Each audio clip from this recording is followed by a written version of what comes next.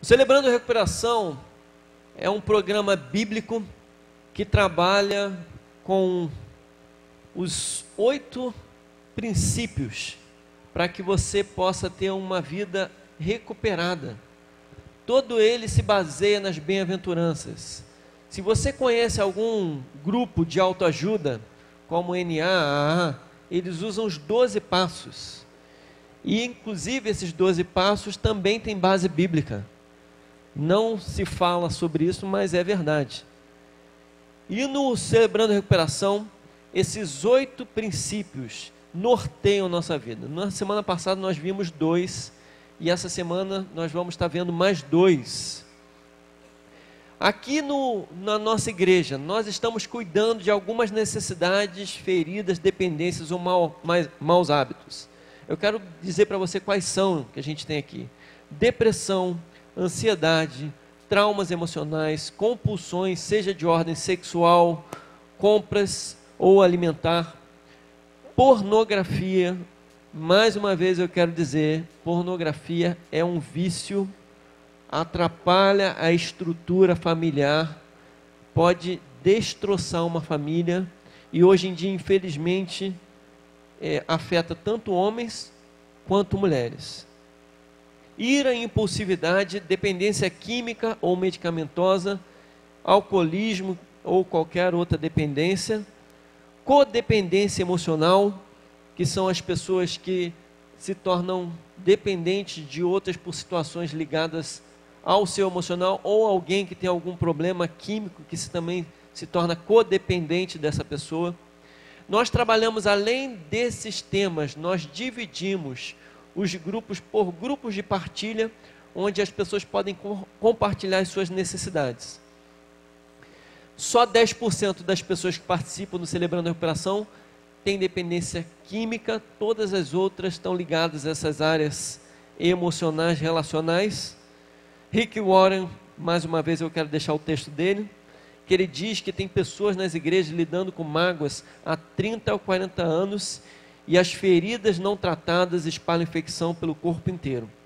Então esse Celebrando a Recuperação é um movimento de Deus para curar as feridas da alma ou físicas. Nós vamos estar começando no dia 7/3, marca na sua agenda, às 20 horas no Rio Mar. E se você quiser mais informações, tem o Facebook, que é Celebrando a Recuperação Igreja Batista Atitude. Você pode procurar lá ou procurar um dos líderes que vão estar aqui. Hoje a gente vai estar ouvindo também alguém que cuida de um grupo de partilha, que é a Patrícia. Patrícia, vem para cá, por favor. Uma salva de palmas para ela.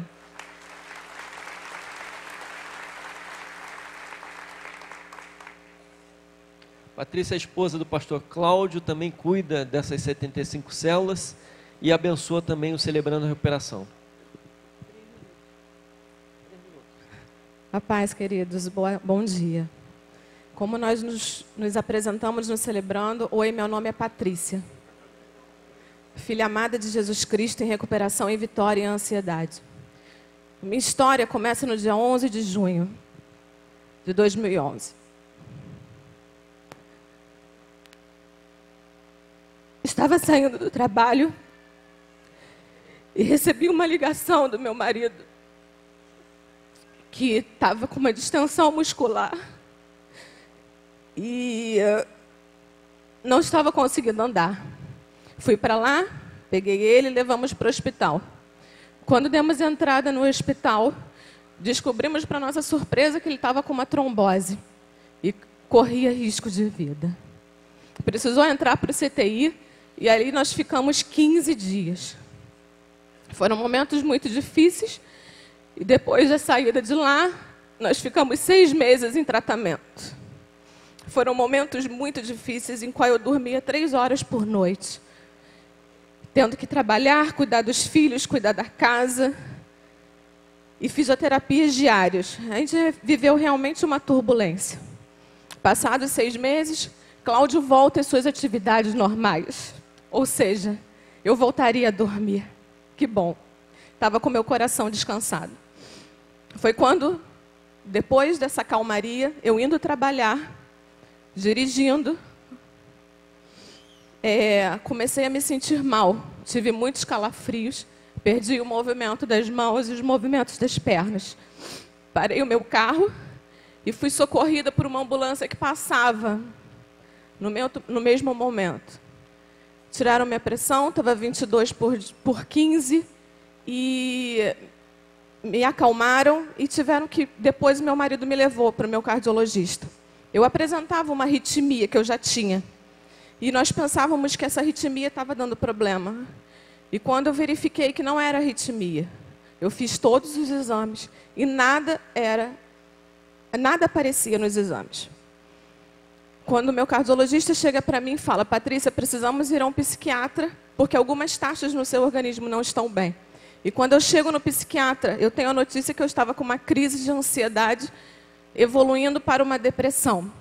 Eu fiquei assustada e falei assim: mas eu nunca tive ansiedade. Mas eu estava com uma crise de ansiedade. E ele falou para mim que isso era derivado de tudo que eu tinha... Eu fiquei 6 meses com uma sobrecarga muito grande e meu organismo liberou toda a energia que eu tinha e eu precisava repor através de medicamento. Tomei a medicação e ele me falou que não seria fácil, que seria difícil. E realmente foram dias muito difíceis. Nesse período, meu marido foi essencial, como amigo, como conselheiro e como um verdadeiro pastor da casa. Meu pastor Leandro, eu não tenho palavras para dizer. Me pegou pela mão, caminhou comigo, foi um verdadeiro discipulador. E como hoje, até os dias de hoje, com a minha família. Eu vivi verdadeiros dias de muita complicação, mas eu passei por todos eles. Mas todos os dias eu entregava a minha vida aos pés do Senhor. E sabia que aquilo ia passar. Em janeiro de 2015, recebemos a visita na nossa casa do pastor Josué.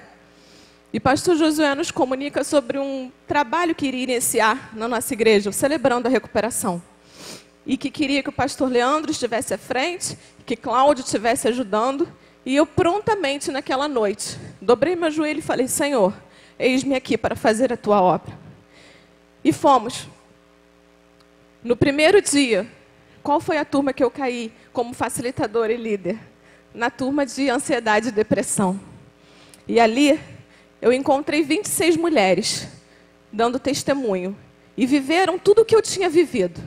Uma delas passou todos os passos pela qual eu passei. Até a medicação, ela tomava a mesma que a minha. E naquele dia, o Senhor, naquela noite, falou para mim: minha filha, você nunca perguntou o porquê você estava passando por isso. Mas um dia você me perguntou o para quê. E hoje eu digo para que você passa por isso. Para que aquelas mulheres que estiveram ali, você pudesse ajudar com tudo que você passou. E é isso que eu fiz. Deus me fez passar por aquilo, Ele não queria o meu mal. Ele queria me moldar e fazer a mulher que eu sou hoje. E é por isso que eu estou. Irmãos, eu me apaixonei pelo Celebrando a Recuperação. Agradeci a Deus naquela noite por cada dor, por cada noite mal dormida, por cada remédio ingerido, por tudo que eu passei. Hoje, eu divido aquilo que Deus quer que eu faça. Com cada um que viveu comigo, com a minha igreja. E hoje eu posso participar do Celebrando a Recuperação. Eu aprendi com o pastor Sidney Costa, que vai estar conosco na semana que vem, que me fez o treinamento, que passou o treinamento para mim, que o medo, ele paralisa. A vergonha, ela escraviza. Mas a esperança, ela traz vida. E a esperança em Cristo nos traz uma vida limpa, livre e leve. Amém? Obrigada por me ouvirem.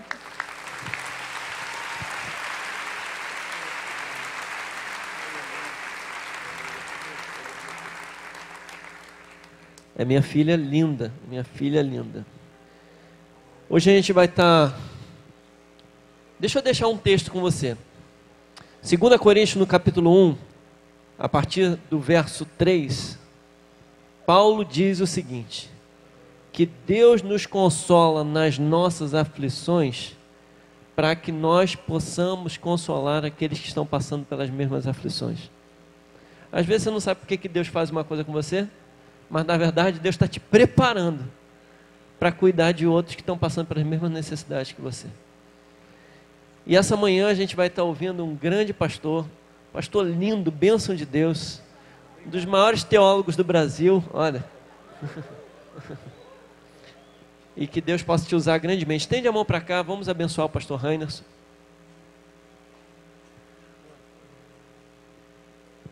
Irmãos, a pastora Edna Malezon, ela viajou, que ela está trabalhando, passando as férias dela e trabalhando, glória a Deus, né?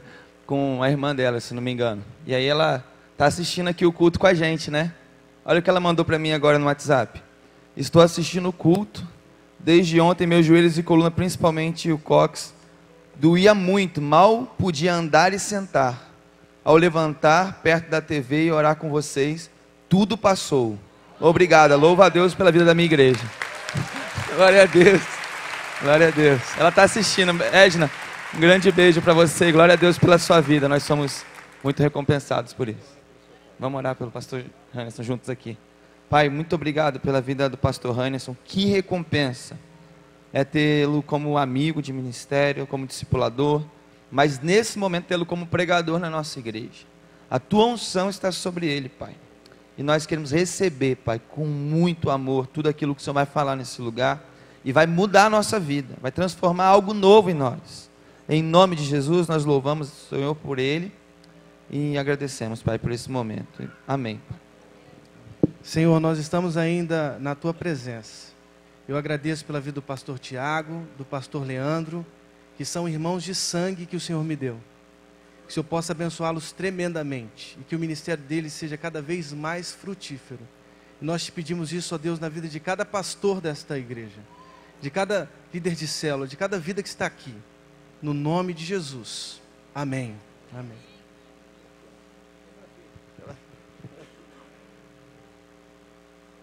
Em Lucas 15, a partir do verso 11, diz... Lucas 15, a partir do verso 11 diz, Jesus continuou. Um homem tinha 2 filhos. O mais novo disse ao seu pai, Pai, quero a minha parte da herança. Assim ele repartiu sua propriedade entre eles. Não muito tempo depois, o filho mais novo reuniu tudo o que tinha e foi para uma região distante. E lá desperdiçou os seus bens, vivendo irresponsavelmente. Depois de ter gasto tudo, houve uma grande fome em toda aquela região, e ele começou a passar necessidade, verso 15.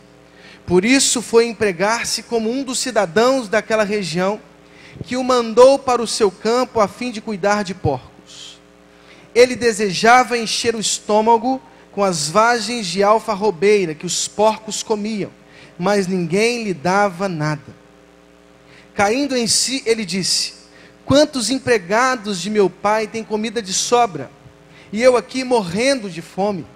Eu me porei a caminho e voltarei para o meu pai e lhe direi, Pai, pequei contra o céu e contra ti, não sou mais digno de ser chamado teu filho, trata-me como um dos teus empregados. A seguir, levantou-se e foi para o seu pai. Estando ainda longe, seu pai o viu, e cheio de compaixão, correu para o seu filho, e o abraçou e beijou. O filho lhe disse, Pai, pequei contra o céu e contra ti, não sou mais digno de ser chamado teu filho.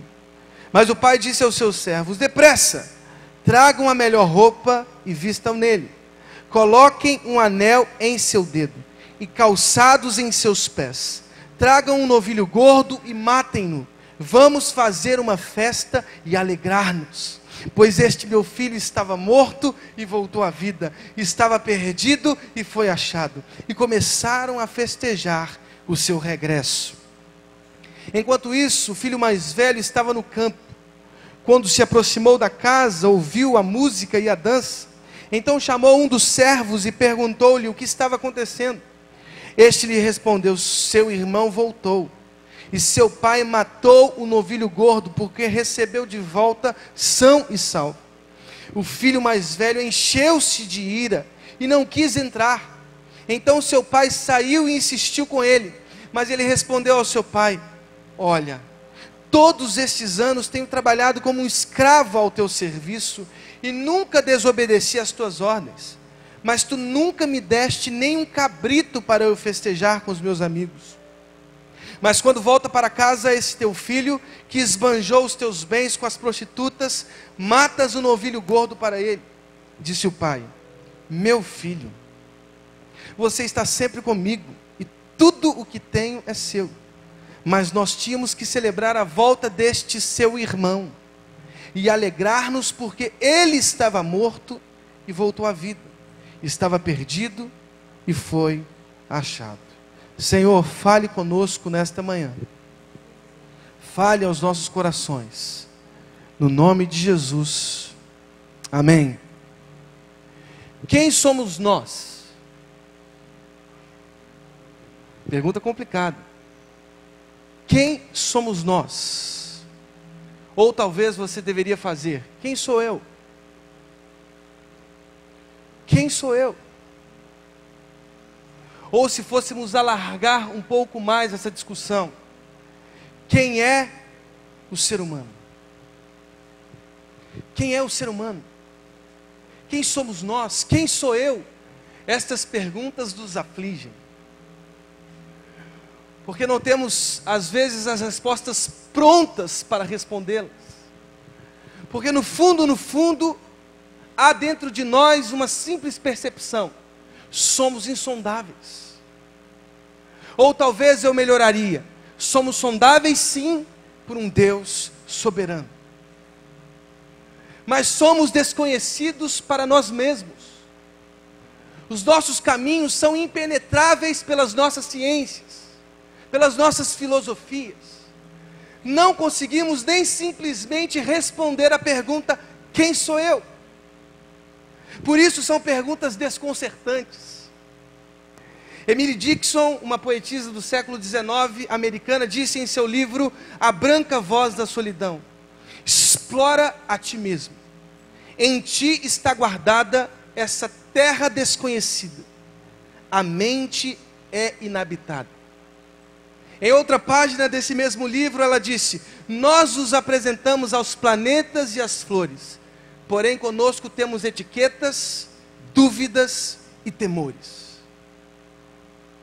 No fundo somos seres sociais, nos apresentamos, dizemos os nossos nomes, a nossa identidade, nosso CPF, mas no fundo somos desconhecidos para nós mesmos. Somos como terra desconhecida.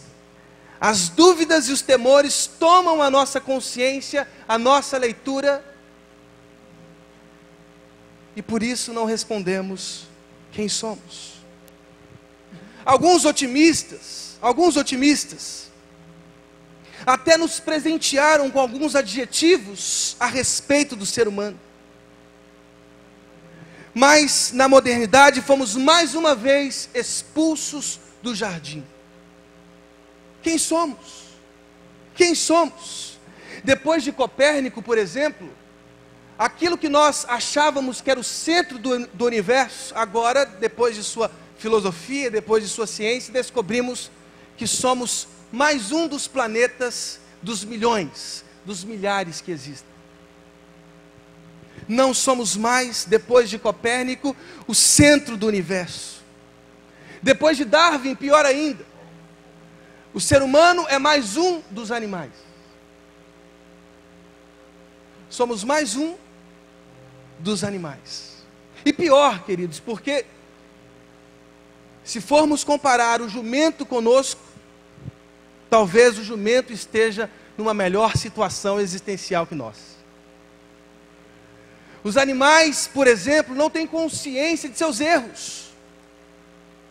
Por isso não carregam às vezes anos um sentimento de culpa. Quando o leão vê o gnu, ele não entra em crise ética: comerei ou não comerei? Eis a questão. O leão devora o gnu, devora o cervo. Não há nada nele que o impeça ou que o faça refletir: devo ou não devo? Mas o homem não, o homem carrega a culpa de seus erros. Por anos, um peso na nossa alma, na nossa consciência, que desmonta todo o nosso interior. Carregamos culpa. E pior, nós temos consciência da nossa morte. Filosoficamente falando, nós, seres humanos, nós carregamos o nosso próprio cadáver. E isso devora a nossa alma, porque nós não sabemos o dia. A culpa e a consciência da morte nos torna, nesse sentido, inferiores. Os animais são mais felizes. Os animais são mais saudáveis. Quem somos nós? Quem somos nós? Quem somos nós? Depois de Freud, já tínhamos sido expulsos do universo. Expulsos do centro do mundo, porque somos como um qualquer animal. Depois de Freud, ainda mais, fomos expulsos de nós mesmos. Não governamos nem o nosso próprio eu. Há forças no nosso inconsciente que movimentam a nossa consciência, que movimentam o nosso agir. Nós desconhecemos, mas somos movimentados pelas forças do inconsciente. Quem somos nós? Quem somos nós? E é por isso que eu gosto das parábolas. Porque no meio de tantas complexidades, Jesus vem, retira uma história do cotidiano e nos ensina como viver. Quem somos nós? Quem eu sou? Quem é o Rainerson? Quem é o Tiago? Quem é o Leandro? Quem é o Fábio? Quem é o Lucas? A partir de histórias do dia a dia, através de histórias retiradas do cotidiano, Jesus ensina-nos sobre o reino de Deus, sobre o caráter do seu messianismo, sobre a misericórdia do Pai e mais, sobre nós mesmos. Por isso nos aprofundarmos nas parábolas, para conhecer mais o nosso coração, para conhecer mais a nossa alma. Queridos, nós precisamos viajar um pouco mais para dentro de nós mesmos e percebermos as nossas inquietudes, os nossos medos, os nossos temores. E Cristo nos convida a olhar para dentro de nós mesmos através das parábolas, através dessas histórias retiradas do cotidiano. Deus, Cristo, tira os olhos do exterior e coloca-os no interior. Vamos ler a nossa própria alma. Santo Agostinho disse: quando me acho no mais secreto do meu ser, ali tu estás, muito mais do que eu. Quando visitamos as nossas almas, o nosso interior, nós descobrimos que Deus está ali, muito mais do que nós. Pascal disse: conhecer a Deus sem conhecer a miséria humana gera orgulho. Ele continua: conhecer a miséria humana sem conhecer a Deus gera desespero. Conhecer Jesus Cristo é a via média, pois nele encontramos tanto Deus quanto a nossa miséria. Está na hora de nós visitarmos o nosso interior. Está na hora de olharmos para dentro de nós mesmos e sairmos de lá com respostas um pouco mais honestas. E então encontraremos Deus. Por isso eu li essa parábola, porque essa parábola me impressiona. Ela de alguma maneira contempla o ser humano como nenhuma outra. Nesta parábola eu consigo perceber um pouco do próprio interior humano. Aquilo que as ciências não conseguiram, aquilo que os saberes, as filosofias não souberam fazer, Jesus, através dessa pequena parábola, descortina uma multidão de dúvidas com as suas respostas do cotidiano. Uma das primeiras coisas que eu percebo nesta parábola, uma das primeiras coisas, anote no seu coração, é que no fundo, os dois filhos estavam perdidos. Esta é a maior obviedade desta parábola. Os dois filhos deste pai estavam perdidos. O primeiro perdido em sua licenciosidade, em sua libertinagem. Ele diz ao pai: quero parte da minha herança. É o que diz o verso 12. O mais novo disse ao seu pai, verso 12: pai, quero a minha parte da herança. Assim ele repartiu a sua propriedade entre eles. É interessante entender um pouco da situação jurídica da época de Jesus.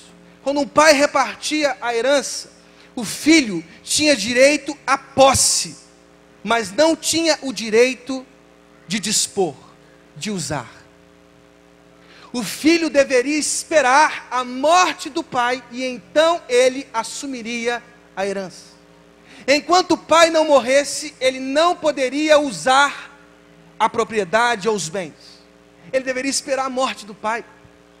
O que o filho estava dizendo ao chegar para o seu pai no verso 12, a partir da própria situação jurídica da época de Jesus, era: pai, eu não quero mais ter relacionamento com o Senhor. Eu quero a minha parte e eu quero viver independentemente. Eu não preciso da sua força, eu não preciso da sua ajuda, eu não preciso do seu controle, eu não preciso dos teus ensinamentos, eu não preciso do teu abraço. Me dê a parte que cabe a mim da herança, no caso 1/3, porque ele era o filho mais novo. Me dê a parte da minha herança e eu vou viver de forma independente. Algumas pessoas que aqui estão são como esse filho mais novo. Eles pediram parte da herança de Deus e disseram: Deus, eu não quero mais relacionamento. Eu quero viver uma vida de liberdade. Eu quero fundar a minha própria existência. Eu quero o direito de posse e eu quero o direito de uso. Eu não preciso de pai mais. Algumas pessoas que estão aqui nesta manhã são como o filho mais novo. Disseram para Deus: eu não preciso do Senhor. Eu não preciso da sua presença. Eu simplesmente quero viver a minha vida em liberdade. Sabe o que acontece?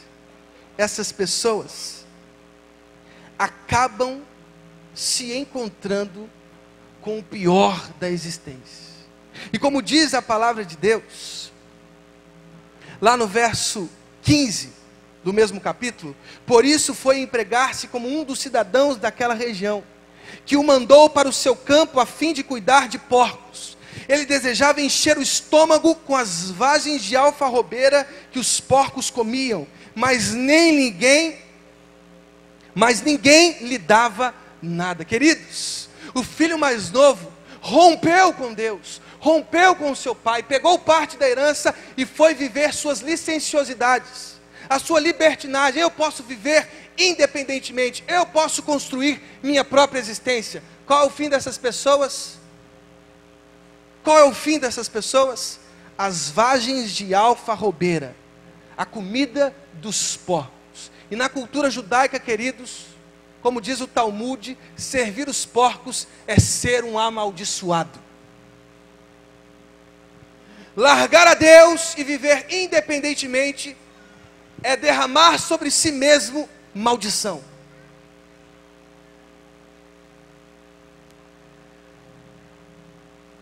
Maldição. Esse filho estava perdido. Ele quis viver independentemente. Alguns jovens dizem isso hoje: eu quero viver de forma independente, livre, eu quero voar. E não sabem eles que se eles voarem, eles vão cair. Não, pastor, eu resolvi quebrar a lei da gravidade. Pode gravar: do 15º andar eu saltarei e voarei. Eu vou gravar, irmãos. E eu vou gravar a sua queda numa velocidade. Olha para você ver o que aconteceu no colégio militar. Eu estudava no colégio militar em Belo Horizonte. Olha como que é a maldade do ser humano. Adolescentes ainda. O filho do professor de física caiu do 15º andar. Morreu. e os alunos querendo calcular a velocidade que o filho do professor de física atingiu o solo. A maldade do ser humano. Eu não sei qual o valor, mas, querido, você vai cair com a mesma velocidade daquele professor de física.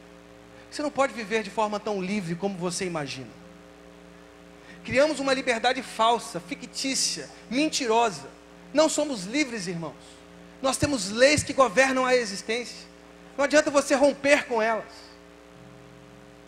Esse filho resolveu romper com o pai e acabou junto aos porcos. Estava perdido. E o filho mais velho?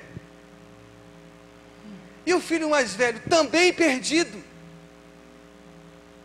Olha as palavras do Evangelho ao descrever o filho mais velho. Encheu-se de ira. É o que diz o verso 28. Encheu-se de ira e não quis entrar. Outra frase. Tenho trabalhado como escravo ao teu serviço, verso 29. Nunca desobedeci às tuas ordens. Outra frase. Mas tu nunca me deste um cabrito para eu festejar com os meus amigos. E a pior delas, verso 30. Mas quando volta para casa esse teu filho, o filho mais velho não conseguiu reconhecer o seu irmão. Ele estava perdido. Ele estava irado. Ele se sentia como um escravo na casa do pai. Ele sentia desgosto porque o pai nunca lhe dera um cabrito. E ele não conseguiu reconhecer o seu próprio irmão. Ele estava perdido. Algumas pessoas da igreja normalmente dizem: os de fora estão perdidos. Mas eu estou aqui para te dizer que existem religiosos que estão perdidos na casa do Pai.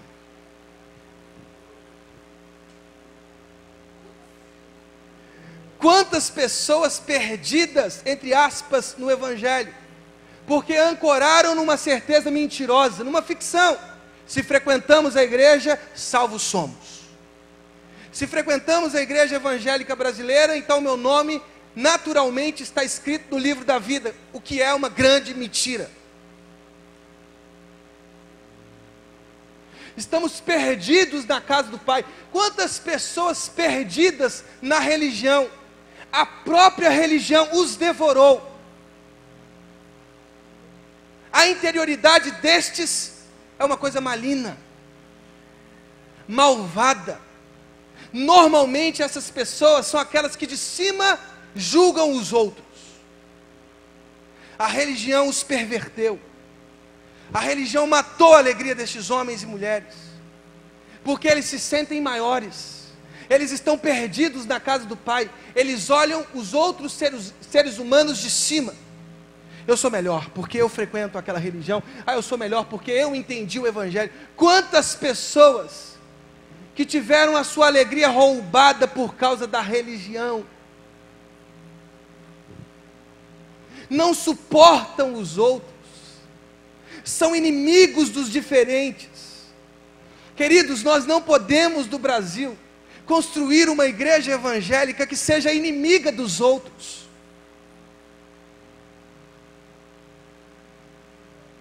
Porque senão construiremos uma igreja perdida, tão digna do inferno quanto os que estão fora da igreja. E o nosso julgamento será pior. Ai de ti, Corazim. Você viu os meus milagres. Ai de ti, Betsaida, você viu os meus milagres. As pessoas perdidas da religião estão mais distantes de Deus do que as que estão fora. Elas perverteram a imagem de Deus. Elas dizem: Deus, eu dei todos os meus dízimos no ano de 2015. Eu frequentei todas as classes da escola ministerial. Eu abri células. Deus olha para mim. Agora eu preciso de um milagre na vida financeira, porque Deus, o senhor viu, janeiro, fevereiro, tudo em dia. Até o dízimo do 13º eu dei. E o senhor sabe, porque eu jejuei algumas vezes.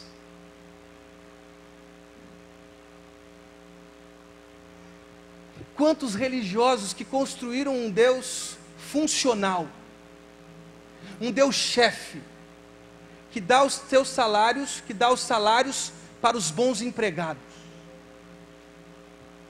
Você se sente como escravo na igreja? Isso é um grande diagnóstico de que você está realmente longe do seu Pai. Olha quantas coisas eu faço, Deus, o Senhor tem que me retribuir. Construímos um Deus malvado. Porque então, se não dermos o dízimo no mês, então Ele vai olhar lá do alto do seu altar e vai mandar uma praga egípcia sobre nós. Ó, esse fulano aqui não deu o dízimo de novembro. Piolho. Esse aqui não deu o dízimo de outubro, então as águas se converterão em sangue na sua casa. Construíram um Deus demoníaco.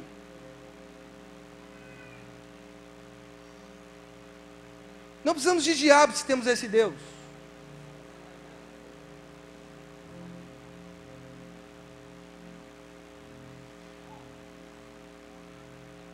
Se você se acha melhor do que o outro, esse é um grande diagnóstico de que você realmente está longe do Pai. Quando lemos o outro de cima, quando julgamos o erro, não, mas pastor, aquele erro ali foi demais, hein, pastor? Leia Romanos 2, leia Romanos 3 e tente sobreviver àquele texto. Paulo é muito claro ao dizer que não há nenhum justo, citando o salmista, nenhum sequer, não há quem entenda, não há quem busque a Deus. Os irmãos mais velhos são ficção. Não existem os mais privilegiados de Deus e os menos privilegiados de Deus, existem filhos. Não, mas pastor, eu montei toda essa estrutura de iluminação, eu preciso ser honrado na igreja, eles precisam me aplaudir. Pastor, mas Deus, como eu cantei, Deus, como eu preguei, Deus, como eu servi as crianças, Deus, como eu abri as portas do templo para receber com um sorriso. Querido, se você está jogando isso em Deus, entenda, todas as coisas que você fez até hoje não teve sentido nenhum. Não teve sentido nenhum, porque você se sente como um escravo, você é um perdido na casa do Pai. Sabe por quê, gente? Aí eu vou para o ponto 2. Se há 2 filhos perdidos, nós precisamos compreender que o Pai existe e Ele nos ama. Olha o que diz o verso 24. Pois este meu filho estava morto e voltou à vida. Estava perdido e foi achado. E começaram a festejar o seu regresso. Olha o que diz o verso 31. O verso 24 foi dito acerca do filho mais novo, do filho pródigo.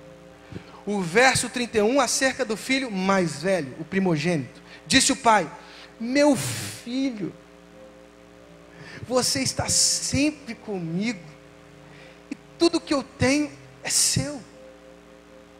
Queridos, eu não sei se você está entendendo aqui o carinho de Deus por nós. Essa expressão meu filho, pelo menos dentro desse contexto literário e histórico, significa um profundo carinho do pai pelos filhos. Meu filho estava morto, voltou à vida. Ele estava perdido e foi achado. Diz o texto, olha o que diz lá no verso 20 a seguir: levantou-se e foi para o seu pai. Estando ainda longe, seu pai o viu, e cheio de compaixão, correu para o seu filho, o abraçou e o beijou. O que significa correr, queridos? Pelo menos dentro daquele universo literário histórico. Significa uma coisa totalmente incomum. Para um oriental e idoso, isso era incomum. Era inclusive abrir mão de sua própria dignidade. Aí eu me impressiono com o pai. Ao correr, o pai idoso abriu mão de sua própria dignidade. Porque a essência do pai é correr para perto dos seus filhos. Ainda que os seus erros sejam os mais terríveis, ainda que a sua licenciosidade o leve à pior imagem da existência, junto aos porcos, alimentando-os, ainda assim o pai está sempre pronto para abrir mão de sua dignidade e correr em direção ao filho. E aí diz o texto, que ele correu para o filho, o abraçou e o beijou. O que significa beijar? Esaú beijou Jacó, naquele texto da reconciliação dos dois irmãos. Davi beijou Absalão, depois que este matou o seu próprio irmão Aminon. Beijar na Bíblia significa: eu te perdoo, eu te perdoo, eu te perdoo. Esse é o amor do Pai. Um amor que lhe rouba inclusive a própria dignidade. Tende em vós o mesmo sentimento que houve em Cristo Jesus. É o que diz o apóstolo Paulo aos Filipenses. O qual julgou não ser igual a Deus, mas antes esvaziou-se, assumindo a forma humana. Deus abriu mão de sua dignidade para nos encontrar. Essa é a essência do Pai. E mais, olha o que diz o verso 31.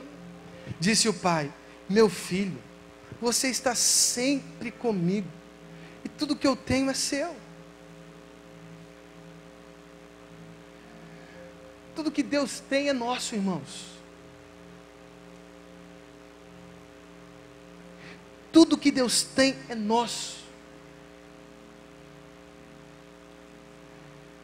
Não há filhos privilegiados, não há presentes maiores, menores ou melhores. Deus distribui os dons, Deus distribui os talentos, porque no fundo Ele quer um mundo colorido, diversificado.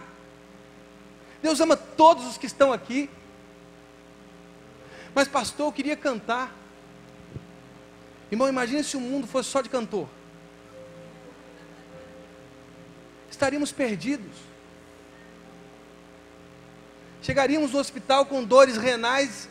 Eu estou com uma pedra no rim. E ele cantaria para a gente. Meu irmão, nem canção de ninar resolve o problema renal. Quem teve pedra no rim sabe disso.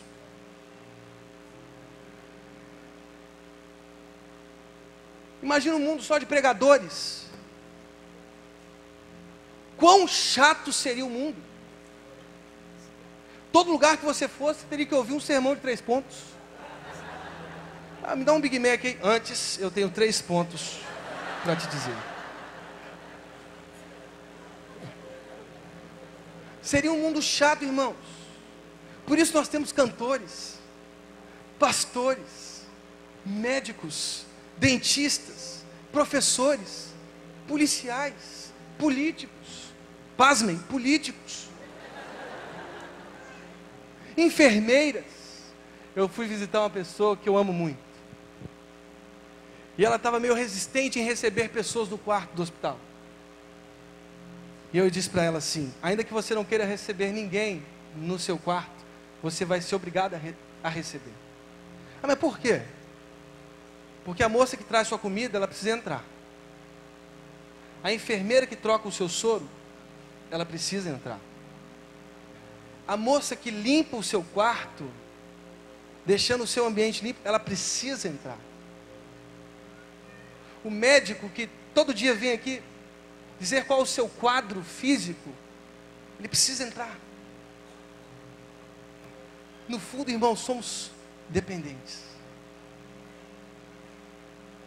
Dependentes. Nós precisamos do outro e do amor do Pai. Meu filho, tudo que é de Deus é nosso. Os teus dons são de Deus e é de você. Os teus talentos é de Deus, mas Ele te deu para que você possa servi-lo com alegria. Independente do que você exerça, todos nós aqui somos vocacionados para a glória de Deus. Todos nós somos vocacionados para levarmos o Evangelho a toda criatura, independente das nossas funções. Quantas pessoas que servem com alegria, porque reconheceram que suas formações, seu conhecimento, a sua profissão é um presente de Deus. É de Deus, se é de Deus, é de todos. Tudo que eu tenho é seu. O amor do Pai que corre abandonando a sua própria dignidade e nos abraça e nos beija. O Evangelho é simplesmente a percepção de que os pecadores estão mais próximos do amor do Pai. Ou eu melhoraria dizendo, os que se sentem pecadores. Você se lembra da parábola da ovelha perdida? A ovelha encontrada, há uma grande festa. Vocês se lembram da dracma perdida? A mulher encontra a dracma e dá uma grande festa. A parábola dos 2 devedores. Aquele que devia mais, saiu mais grato.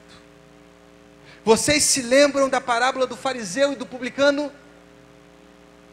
O fariseu entrou no templo e dizia, eu jejuo 2 vezes por semana, eu oro todos os dias, eu entrego as minhas ofertas, eu cumpro as exigências da lei. E o publicano não conseguia olhar para o alto, tal era a consciência de seus pecados e de sua fraqueza.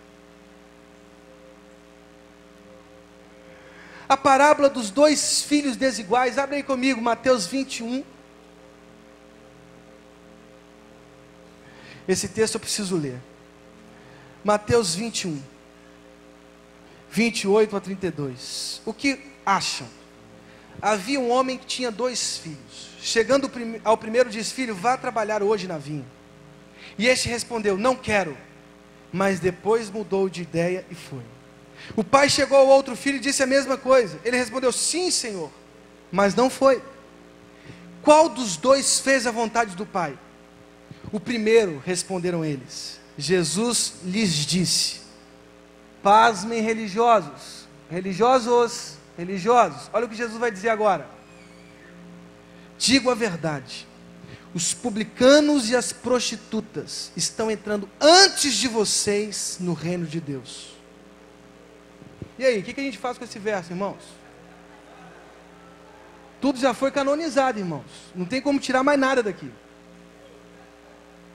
O que a gente faz com esse verso?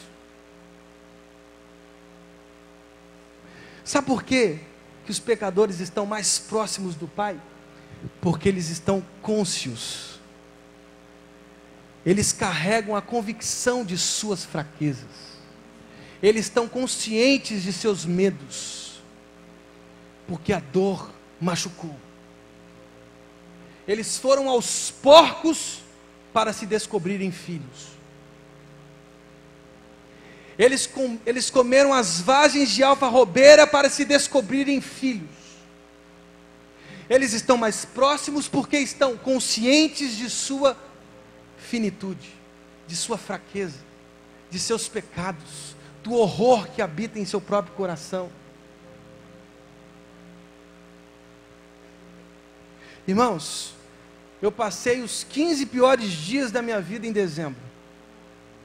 Minha esposa internada, mais de 10 dias dormindo no hospital. E depois a minha irmã se internou também. Uma febre sem... Como é que diz isso? Uma febre sem uma origem obscura, alguma coisa assim. Os caras disseram, eu entendi mais ou menos isso. Não sabiam a origem da febre. Mais de 30 dias, irmãos, o meu coração doendo, porque era minha irmã mais nova, ainda que casada e com filha, minha irmã mais nova.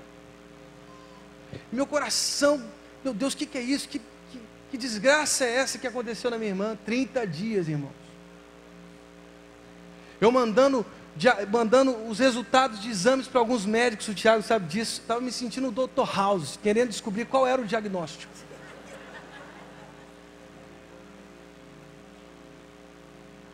Até que, depois de uma biópsia, se descobriu o que ela tinha. Parococo, nucleosidose, alguma coisa assim. Irmãos, o nome do bicho é tão feio, que Adão, ao nomear esse fungo, ele teve algum problema, algum distúrbio psíquico na hora, ele espirrou e acabou nomeando esse fungo assim, um parococo. Um fungo que atingiu vários órgãos, pulmão, tudo, fígado, tudo, coração. Um fungo forte, irmãos, eu descobri isso. E fungo a gente não enxerga, né, irmãos? Ou você enxerga, opa, tem um fungo aqui, nós não enxergamos. Como é que uma coisa tão pequena nos coloca tão debilitados? Uma coisa pequena. Aí eu percebi, realmente, nós somos fracos. Nós somos incapazes e dependentes. E quando estamos certos disso, então somos fortes. Então somos fortes. Quando nos descobrimos fracos e nos entregamos ao cuidado do outro. Eu preciso dos outros para sorrir. Ainda que você não queira, uma enfermeira vai te visitar. O médico vai te visitar. Você vai ter que ir numa mecânica, consertar o seu carro. Esses dias os meus fusíveis do carro todo queimaram. Não sabia o que fazer. Eu tentava lá ligar o carro, não conseguia ligar. Irmãos, o pneu furou do meu carro, tudo nesses 15 dias. Eu descobri que nem o pneu do meu carro eu sei trocar. Eu botei um macaco no lugar errado, amassou a parte do fundo do meu carro. E aí eu me descobri completamente ignorante. Eu preciso das pessoas, eu preciso dos outros. Porque nem um pneu, irmãos, nem um pneu eu sei trocar. E você também não, irmãos.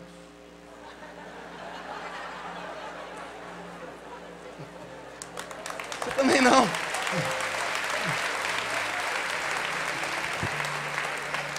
Somos fracos.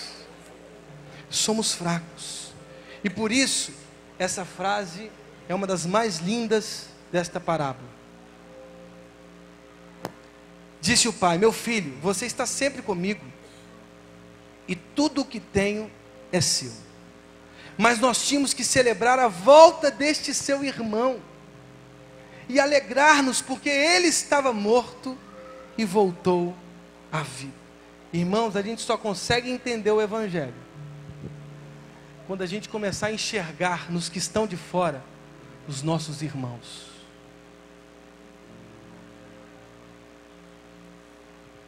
Enquanto nós não enxergarmos os outros para além das paredes do templo, os nossos irmãos, nós não compreendemos o Evangelho. Madre Teresa de Calcutá disse: cada leproso que lavo, vejo a face de Cristo.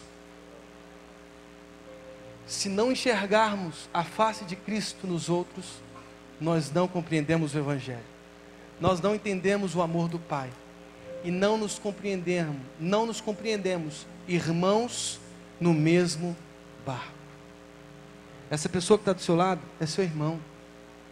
Ela tem uma história. Ela tem suas fraquezas. Ela tem os seus erros. Enquanto não nos entregarmos nos braços do Pai, enquanto não nos compreendermos irmãos nessa caminhada, nunca seremos curados. Que Deus abençoe os nossos corações. Eu queria que você se colocasse de pé nesse momento.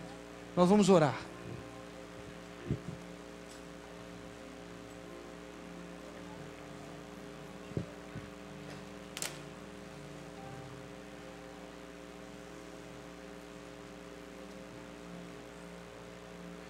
Talvez você tenha entrado nessa igreja e nunca tenha feito uma oração dizendo: Pai, eu quero ser teu filho. E essa é uma das orações mais preciosas. Tanto que Jesus disse: ao orarem digam: Pai nosso.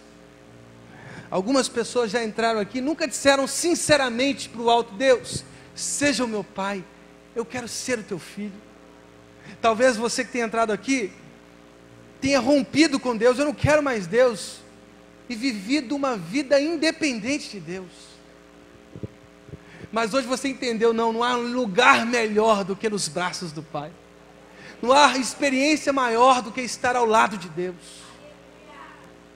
Talvez você tenha entrado aqui certo de que a sua religião te conduziu ao Pai, mas você hoje percebeu que as religiões não nos conduzem ao Pai. Às vezes, inclusive, elas nos separam. Elas matam. Elas pegam em armas. Elas fuzilam o outro. Religiões. Ah, mas isso é coisa do islamismo. Não, irmão, o cristianismo matou muita gente. Mas muita gente. Porque não é a religião que nos conduz ao Pai. A religião nos torna às vezes adversários. Este teu filho. Mas Deus quer uma relação íntima com você. Ele quer ser o teu Pai. Ele quer que você abra mão dessas experiências religiosas que você teve, para que você viva uma coisa incrível com Ele. Que você abra mão da religiosidade e viva a sua maior experiência com Deus. Irmãos, eu creio que se você fizer uma oração sincera, o ano de 2016 será o ano mais impressionante que você teve na sua vida, porque Deus será o seu Pai. E como é bom reconhecer que Ele é o nosso Pai. Eu quero fazer uma oração aqui. Talvez você tenha entrado e nunca feito essa oração, ou talvez você já se desviou e quer voltar de novo. Feche seus olhos nesse momento e ore comigo, repetindo as mesmas palavras, não alto, mas lá no seu coração, dizendo assim: Deus, eu abro o meu coração, entra na minha vida. Eu quero que o Senhor seja o meu Pai. Eu quero ser o teu filho. Eu quero ser abraçado por ti. Eu quero ser beijado por ti. Eu quero receber o teu carinho. Deus, eu quero largar mão dos meus erros e eu quero viver uma vida contigo. Me ajude, Deus. Deus, eu quero que a minha família sinta essa alegria. Alcance a minha casa também através de mim. Deus, que os meus filhos, que a minha esposa, que o meu marido, todos eles experimentem a glória do Senhor. Deus, eu quero ser o teu filho. Entra no meu coração, no nome de Jesus, amém. Ainda de olhos fechados, a igreja orando, eu quero perguntar: há alguém aqui que fez essa oração com sinceridade, dizendo: Deus, entra no meu coração? Se há alguém, levante uma de suas mãos, eu quero orar pela sua vida. Alguém? Deus abençoe, Deus abençoe, Deus abençoe, Deus abençoe a sua vida, Deus abençoe, Deus abençoe, Deus abençoe, Deus abençoe a sua vida, Deus abençoe, Deus abençoe a sua vida, Deus abençoe a sua vida, Deus abençoe a sua vida, Deus abençoe a sua vida, Deus abençoe a sua vida, querida, Deus abençoe a sua vida. Há mais alguém? Deus abençoe a sua vida, Deus abençoe a sua vida, Deus abençoe a sua vida lá no fundo, que Deus possa abençoar. Há mais alguém? Há mais alguém aceitando Deus como Pai? Se não mais, nós vamos cantar. Os pastores da igreja vão estar aqui na frente. Você que levantou a sua mão, vem aqui. Nós queremos te dar um abraço, escrever o seu nome, que a gente vai ligar para você. Nós vamos cuidar de você, nós vamos cuidar da sua família. Você que levantou a sua mão, venha rapidamente aqui. Os pastores estão aqui para cuidar de você. Eu também vou estar aqui na frente para te abraçar. Pode vir correndo, não tenha vergonha. Essa é a tua casa. Essa é a tua casa, essa é a tua família. Dá-me um coração igual ao teu, Jesus. Se tu olhares, Senhor, pra dentro de mim, nada encontrarás de bom.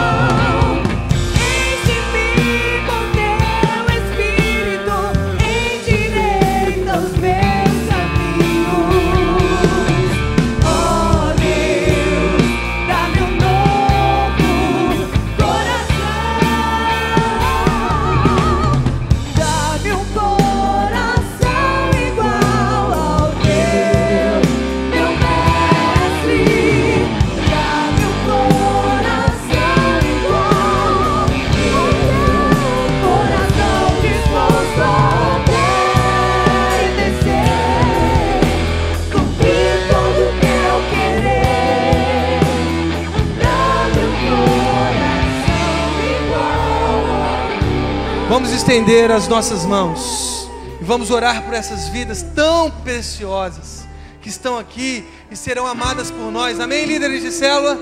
Serão amadas por nós, porque é mais um irmão que estava perdido e voltou à vida, e nós nos alegramos, os céus se alegram. Nós vamos cuidar de vocês, nós vamos abraçar vocês, vocês serão os nossos irmãos, em nome de Jesus. Senhor, muito obrigado por esta manhã. Que o Senhor possa derramar a tua bênção sobre cada pessoa aqui. Deus, eu não sei a história de cada uma delas, mas o que sei é que o Senhor está restaurando a história de todas elas.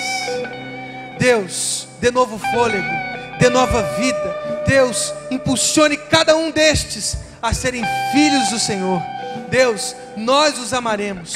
Deus, nós cuidaremos deles e eles cuidarão de nós, porque nós somos também filhos. Deus, muito obrigado por esta manhã. Abençoe-os, ó Deus, no nome de Jesus. Amém e amém. Glórias ao Senhor. Uma salva de palmas. Deus abençoe a sua vida. Um último recado. Irmãos. Esse ano é o ano da maturidade. Se você não adquiriu isso ainda, você precisa pegar ainda hoje. É a leitura bíblica todos os dias, durante o ano inteiro. Está sendo precioso demais na minha vida, e certamente será sobre a sua vida também. Deus abençoe.